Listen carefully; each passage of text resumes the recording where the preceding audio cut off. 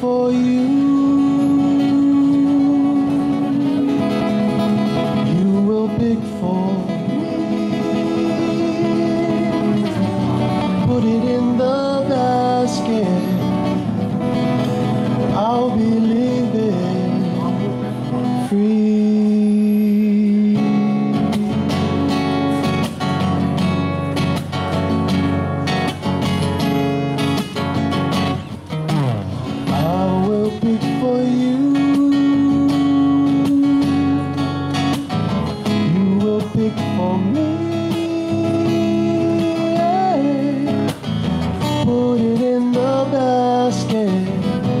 No more bended knee.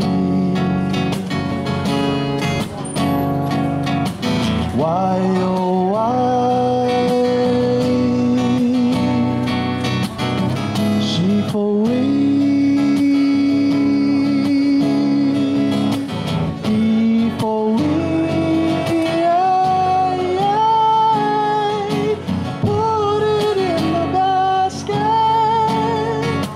Why don't you put it in the basket? Why don't you put it in the basket? And I'll be living free.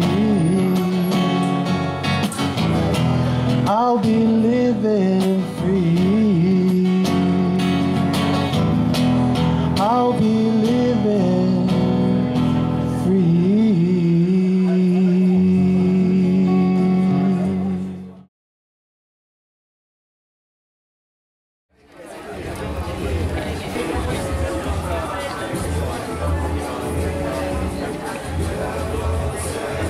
Here's a card we have. This is a picture of John Wise while he was a football player at Oberlin College.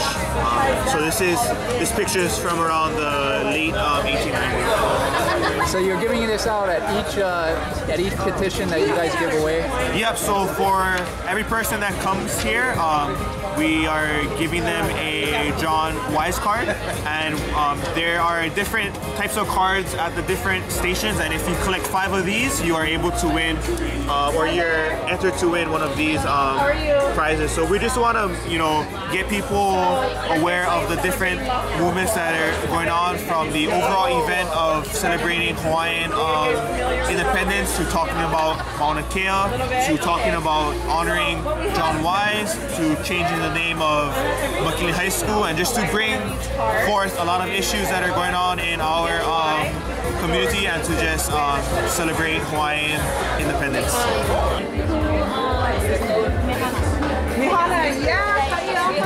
So we have a petition here today to restore the original name of McKinley High School. In 1907, it was changed from Honolulu High School to McKinley High to honor the president, William McKinley. But he was the final say in illegally annexing Hawaii.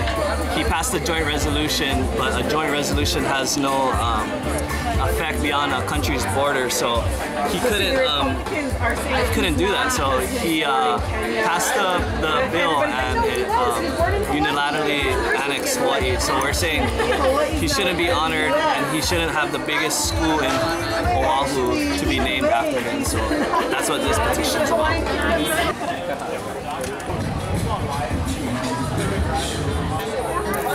Is anybody using this one?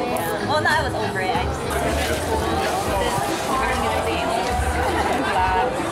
I printed a date. I know, I did the date. Okay. I'm just gonna stay like this for like a couple minutes. Okay, we're gonna start cleaning up after. How long do you have to keep it down? Take everything, like all the printing stuff is still gonna go to Midway. All over that. Okay. Make sure you get the middle of it.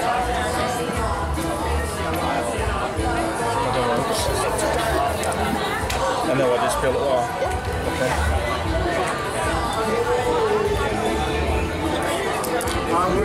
Okay. Can I just do one more? Yep. I'll take a chance. What are you gonna do? White? Nice. That Awesome. green. I'm stoked. Yeah. I'll just put white on it or something. Pretty good pressure too. And some of that.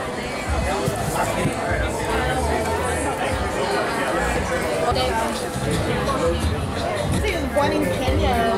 Yeah, they're a bunch of racists, and we're not, but we're saying. Yeah, so this petition is trying to change the name of Bachman Lawn back to its original name of John Wise Field. So John Wise was the first collegiate football player to play football.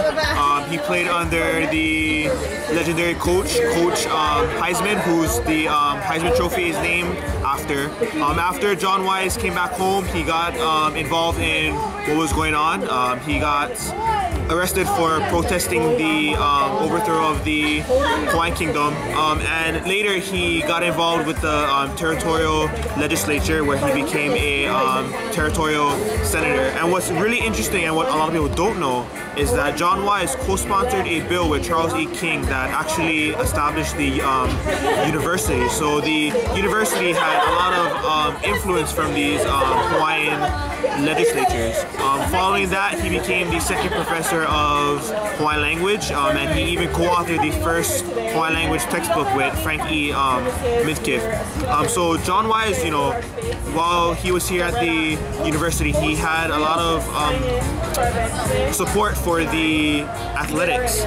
So when John Wise died in 1937, they dedicated a football field and called it the Wise Field.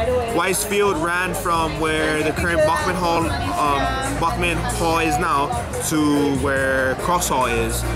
But when Bachman Hall was constructed, the field kind of lost its name, and the history went from there, where a lot of people actually forgot that it was called Wise Field. Currently, according to a university map, the field doesn't have a name. So what we're trying to do is trying to honor John Wise and everything he has done for our Lahui, especially being that on the field there's the Ahu in regards to Mauna Kea, and the Hawaiian language programs are one of the only programs that consistently use the field. So we want to honor John Wise and to start having more of our Hawaiian names brought back on campus. And the big idea is it doesn't cost anything to change the name of a field. So, you know, that's why I started this petition, and, you know, we just want to move it forward and give honor to John Wise.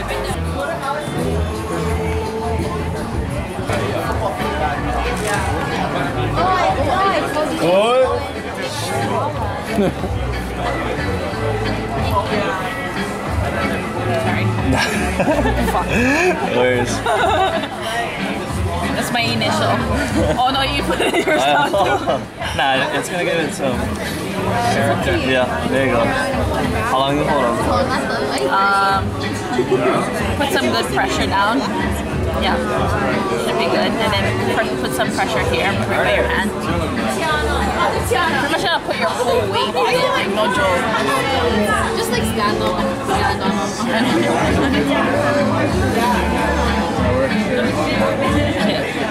You been working on black shirt? Yeah.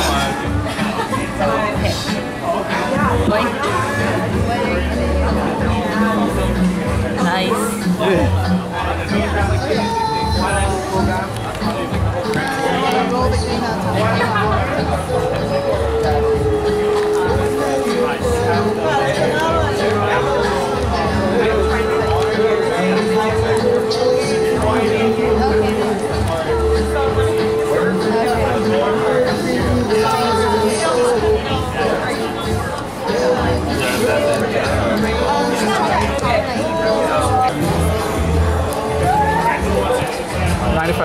No, yeah.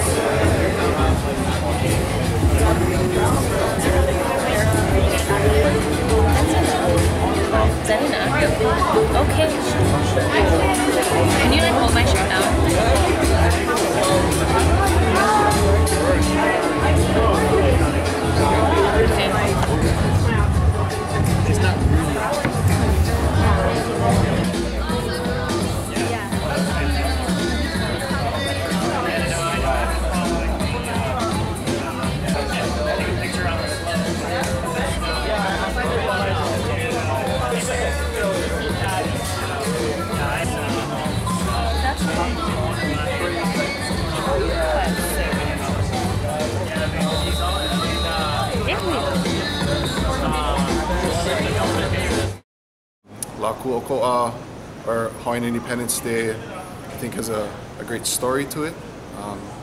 Kauike'uli in June, I believe, of 1842 dispatched 3 envoys led by the Hawaiian ambassador Timoteo Ha'alilio, and they basically traveled to the other side of the world. It was a 2-year diplomatic voyage in which they were meeting with the heads of state from the United States, Belgium, England, France, and upon their return almost 2 years later in 1844, they had secured what is known as the Anglo-French Proclamation, or what could otherwise be known as the Hawaiian Treaty of Independence. So from 1844 throughout the existence of the Hawaiian Kingdom, that event was celebrated through a national holiday. Today, that history is being revived here at the university, and so that I think is going to be our first annual celebration of Laku'oko'a, and I hope many more to come.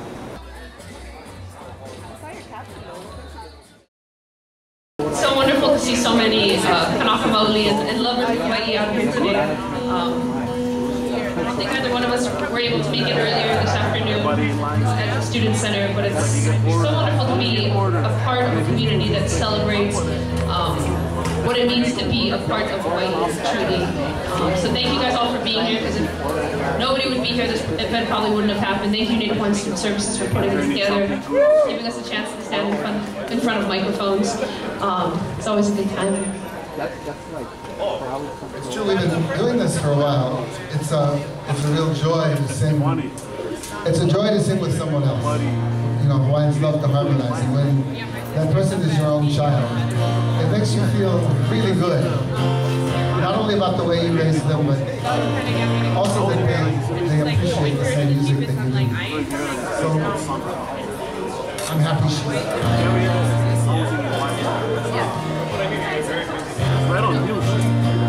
And feel free at any point today if you guys want to sing along. You know, that means we're doing our job properly if you can start singing along. There's another microphone up here, but only come on the microphone if you can sing on key. Or if you think you can sing better than one of us. Probably very possible. So someone asked me once if I wrote this song for Lili Wokalani. No, I didn't. I wrote this song for my first wife. She's not here today.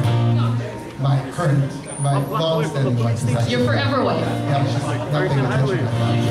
My first wife is one who I actually wrote this for. And yet, sometimes I really feel like maybe I should tell people I wrote this song. So today it was written for the Queen. For Lili Wu.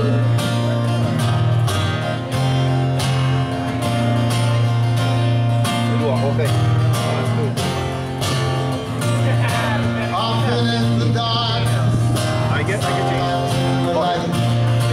visions of your golden eyes. By those graces, you were young and life was sharp and clear. When you see me now,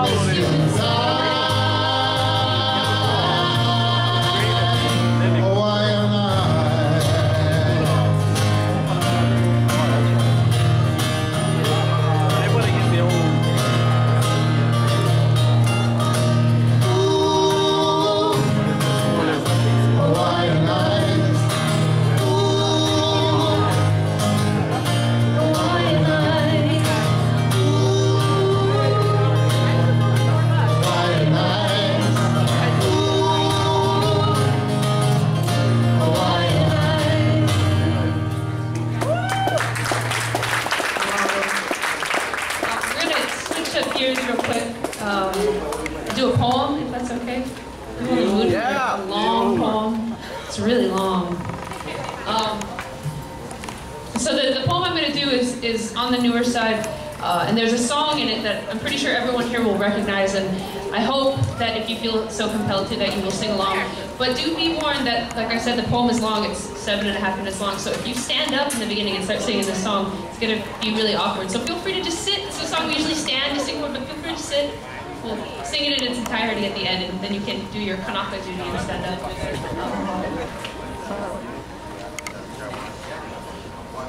It's 1872, and David Kalakaua, not yet crowned, yet not yet anointed or king, pens a song in the request for commitment 5th. Oto Kapuaiwa, Hawaii Pono'i, a new national anthem, a new symbol of strength, a new promise to the Kanaka Maoli Kalakaua's generation, that like those before, they will stand and fight for their right to Noho'opuni. Today, we call this resistance. Back then, we just called it Pono. Hawaii Pono'i, Nana'i Popo'i, Kalani'ali'i, Keali'i. So as Kalakaua writes, we sing of the generations of Wakainana and Mo'i who gave their fierce bodies for this legacy. We sing and we remember we are the sons and daughters of Ko, the deepest, darkest, most creative forces of this world. We sing and we remember Umiali Loa, Kihapi'ilani, Manono, Keiko, Kalani, Hawaiians who practiced strength, resiliency, and resistance, knowing no human power was so supreme that it could not or should not be overturned when unjust. Kalakaua writes and remembers an older commitment. Kau'i ke'uli, Belue, Wamo ke'o ka'aina ipono. Kalakaua holds this declaration in his iwi and pushes it through his melodies like we have been taught to hold it in our bloodline and cradle it on our tongues, keep it sacred and safe from the poisoned fingertips of this fake state. Because it's 1893. An overthrown kingdom, a nation in distress, and Ellen Ko'ahipo Kalani right Prendergrass feeds her generation rocks of resistance. Hence us the melodic reminder of our genealogy of protest, and Kalui Ko'olau and his ohana run through the brush of Kalalau on Hawaii. Their steps are heavy but precise because they know the weight of oppression shrouding their shoulders. They realize the power from which they resist when they refuse to be wrongfully imprisoned by his sickness. So when Iilani buries him, it is her tears that return his body and rifled to dust, his generation Tike, an answer strapped across his bare chest, pointing back to Kalakaua's call to protect this legacy.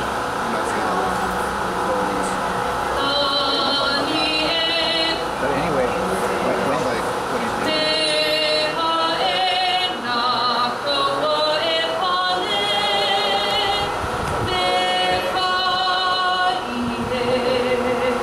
it's January 7, 1895. Over 300 men led by Robert Wilcox take cover in the Pohaku above Leahi. With rifles armed with gunpowder and aloha aina, untrained soldiers give their lives for Hawaii. But these are not the core of the key reign of Wainea. They are only the last physical defense of a people who know in their na'au that laying down to the opposition is not an option, though they are not malo, not ma'a, not ihe. They are the kaua who answer Kalakaua's call. So it's 1897, when America's physical power seems to be a muscle that could not be matched. Kanaka Maoli of the Patriotic League take to the greatest weapon of a new time, pen and paper. Because of them, our kupuna's names remain scratched into a new kind of stone, painting the picture of a strong, unified people, a nation whose love for Aina and Lahui could not be buried, erased, or rivaled under joint resolution. Hawaii Pono'i, Nana'i, Nani'i, Napuamu, Liko, It's January 3rd, 1976. After almost 6 decades of mourning, 9 young Kanaka Maoli, galvanized by the resistance to Kalama Valley evictions, land on the island of Ko'olawe. They have come to heal an island torn by the bombs of someone else's war, for someone else's security. Because of them, on that day, the Peko Olawe Ohana reignited a practice of aloha aina so powerful it defeated the largest military in the world. But between March 6th and 7th of 1977, George Helm and Kimo Mitchell were taken. Their sacrifice reminds us what we must be willing to offer back to our lahui, that sometimes we do not return on our own 2 feet, sometimes we are only the song, the faint memory of a sweet melody, sometimes we are only the mo'olelo for the next generation to carry. Now, it is 2015. Those of us who remain have the kuleana, their lessons laced into the backbone of our practice so that they shall never be forgotten.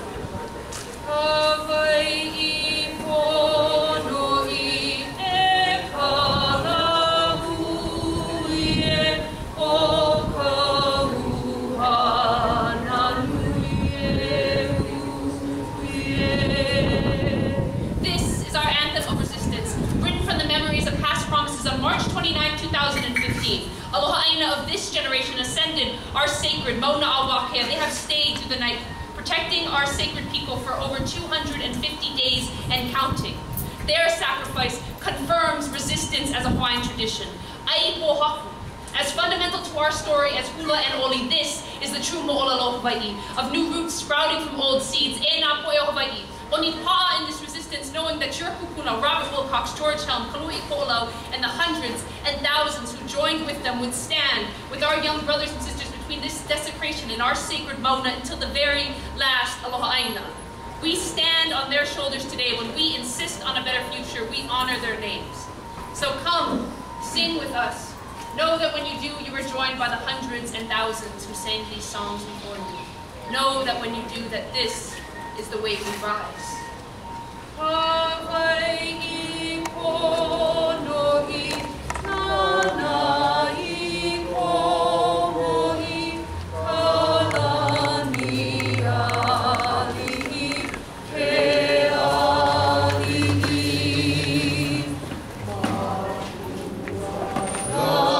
lani e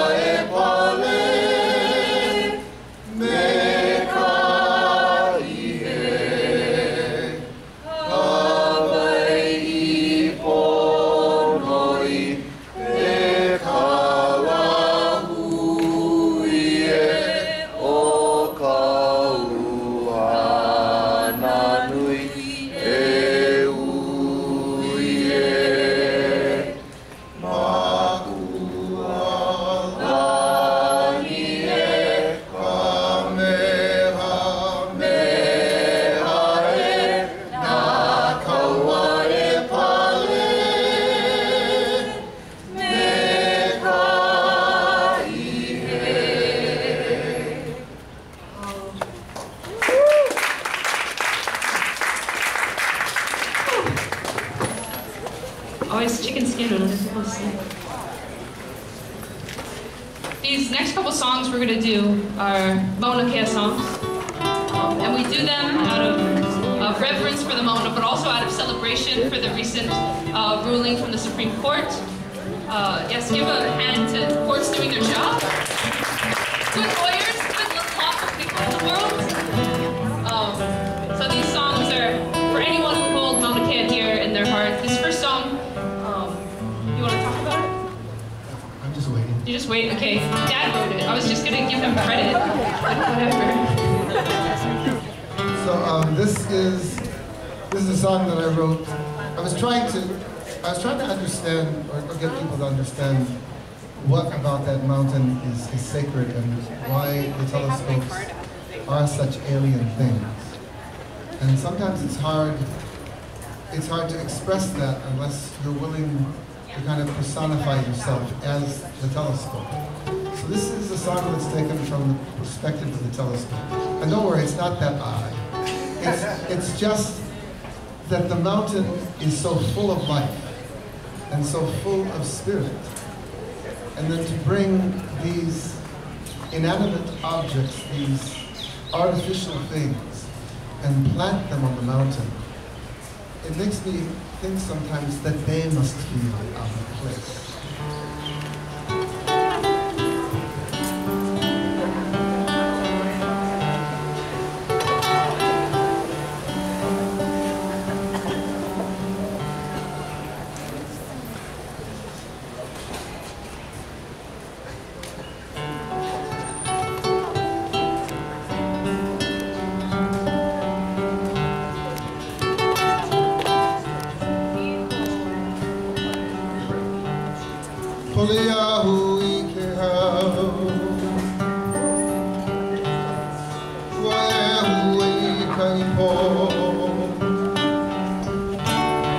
With your cold descending down, I'm a statue in your arms. On the silent, windy slope,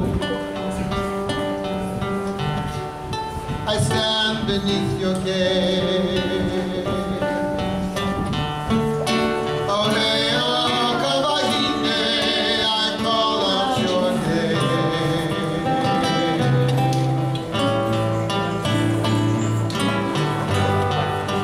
Hey, Mauna Kea, I wander beneath the stars without knowing who they are, and sing before I see.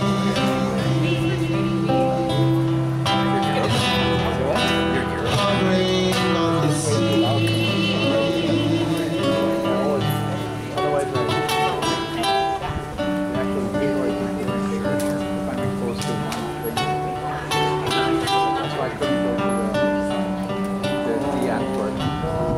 Nanavale Kalani.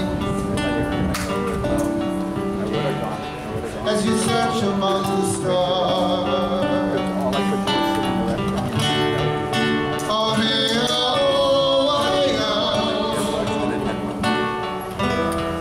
Nanavale Kamana. Oh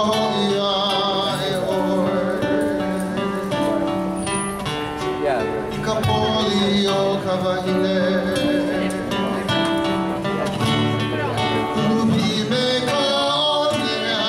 Who waits for her love?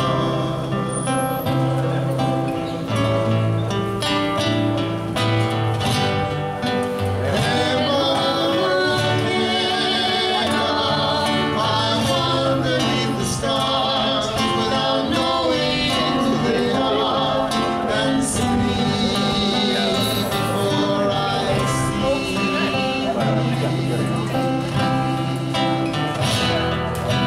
Hovering on the sea.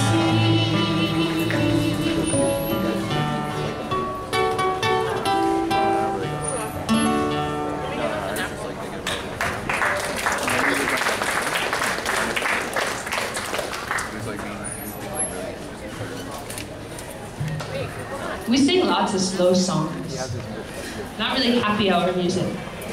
But I assure you, if you drink more beer, they sound faster. It sounds more happy. I'm not sure they sound happy. Probably not, but you're happier. These are like Irish. You're happier to be here. Yeah, Irish songs.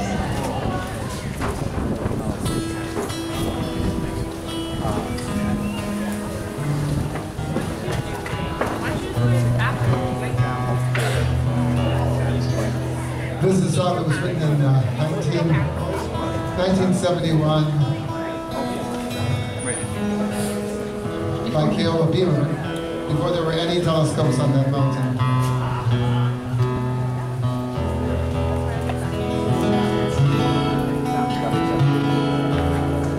And as I've gotten older, I've come to realize what an amazing song this is. And the reason it's amazing is because it is so simply beautiful. It's such a simple expression of love for that mountain.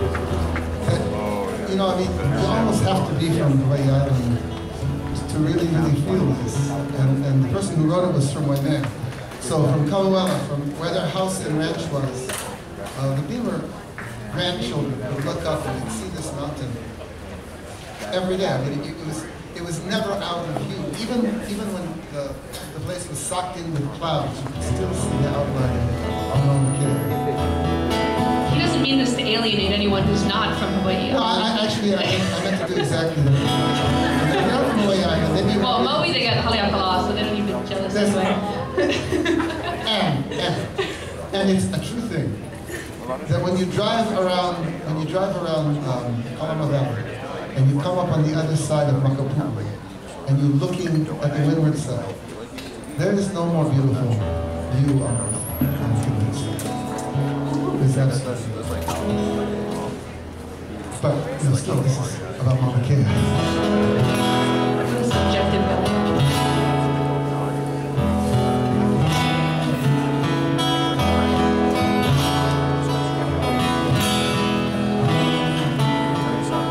My friends and I would sometimes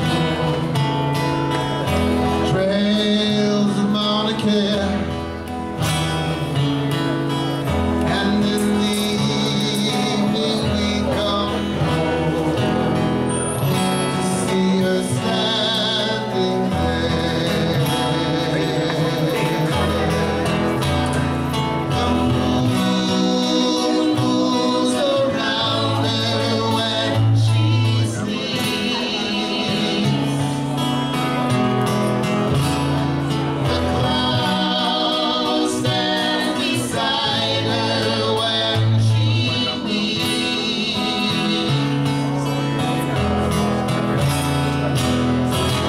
And I could be forgotten and 1,000 miles away, and still I would recall the beauty of Mauna Kea.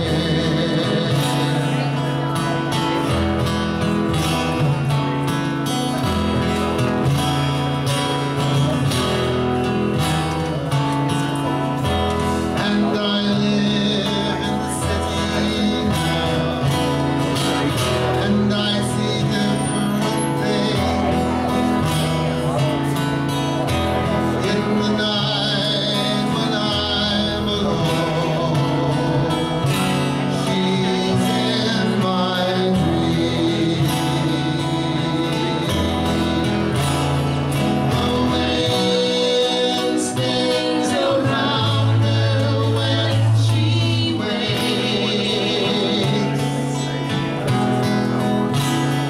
The sun spreads its warmth across her face,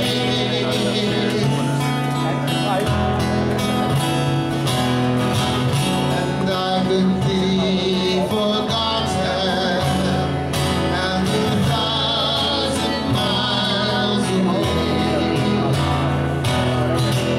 and still I would recall the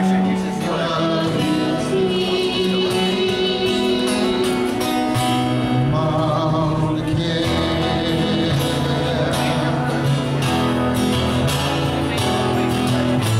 Now to anywhere you go, she will be with you if you love her like I do.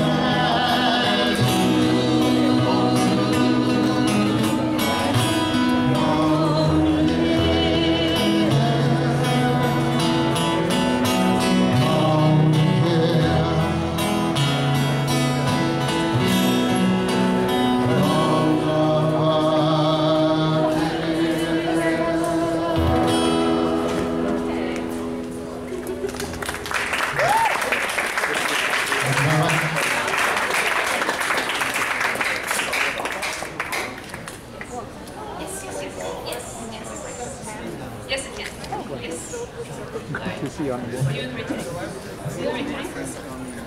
Do you want to? Yeah. There's some chairs over there. Let me get some chairs. I haven't seen it.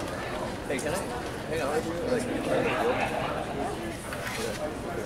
Right, so our people have been using music or words for hundreds of years to express not only our relationship to the land, not only our admiration for our chief, not only our love for each other, but in very difficult times, we have used our words to demand that people understand that we are still here.